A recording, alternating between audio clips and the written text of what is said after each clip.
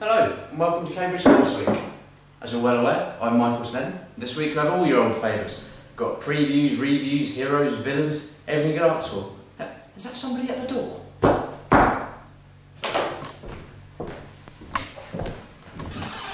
It's only Lacrosse Supremo, Sam Sparrow. Sam, how are you? Alright, how are you? Very well, thank you, eh?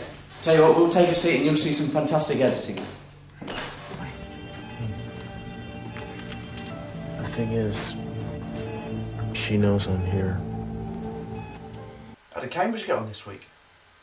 Magic that. Right, let's take a look at what happened last week in Cambridge Sport. Sam, did you play a game last week? Yeah, we did. We played our main league rivals, but we won 11-2. So Fantastic, onwards and upwards from there. Absolutely. Right, on the other side of the cross coin, the women's team continue their fabulous season, making it 10 wins from 10 in Bucks, with a 17-4 demolition of Cardiff.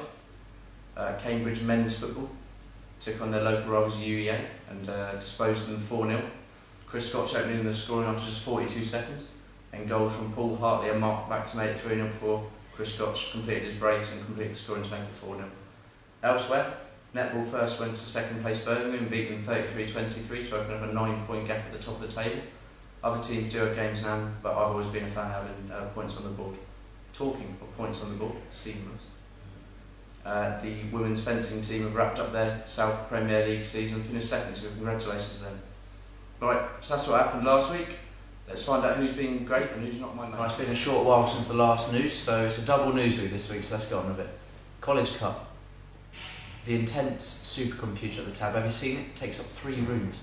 Well, that's managed to come with a definitive conclusion of who's the best college, and it's come up with Downing with a massive 456 points, leaving Trinity and Jesus in their wake. Johns and Queens were left floundering in 4th and 5th.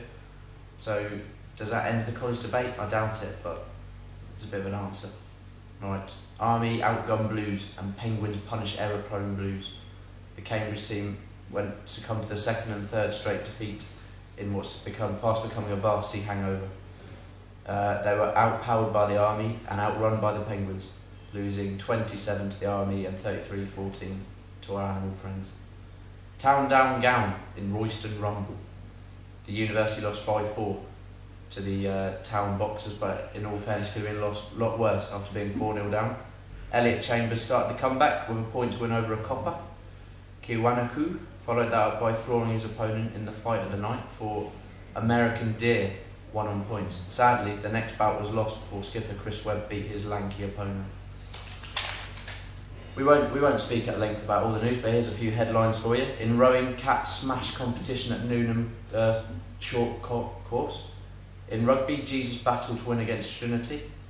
Football, in the Football Cuppers Roundup, Homerton shot Girton.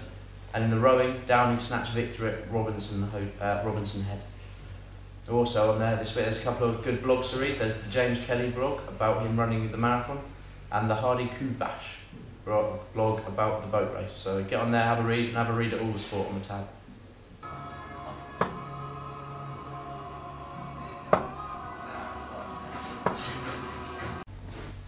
Alright, it's time for the heroes now. Apologies for sitting on the fencing. Oh, it's horrible, but we'll go with it. Prem South title winners. Been undefeated in Bucks all season. It's the men's fencing team, so congratulations there. It's a 20-match unbeaten run for them now, heading into varsity next Saturday. So good luck, boys. Hope you win. Take that, you flumping Bond. Right, it's the villains of the week time. I hate doing this, but it's got to be done. This week's team, not had the best of seasons, but 3 wins in a row before Christmas. Had the press agag at what they could do. Sadly, hasn't happened for them after Christmas. I think it's been too much sherry and not enough studying Sheringham for the women's football team. Sadly, on last Wednesday, 12-0 loss at home to the local rivals UEA. It's not good enough, girls. It's not up to scratch. I want improvements. Right, time for performance of the week. This week, I've given it to the women's rugby team for their 20-0 win at a decent Warwick side. But the performance goes with the entire season. They've won 8 from 8 now, scored a massive 432 points, and conceded a paltry 0. Do you know where they are in the league? 2nd. Right, they've got games in hand, but still it's quite an astounding stat.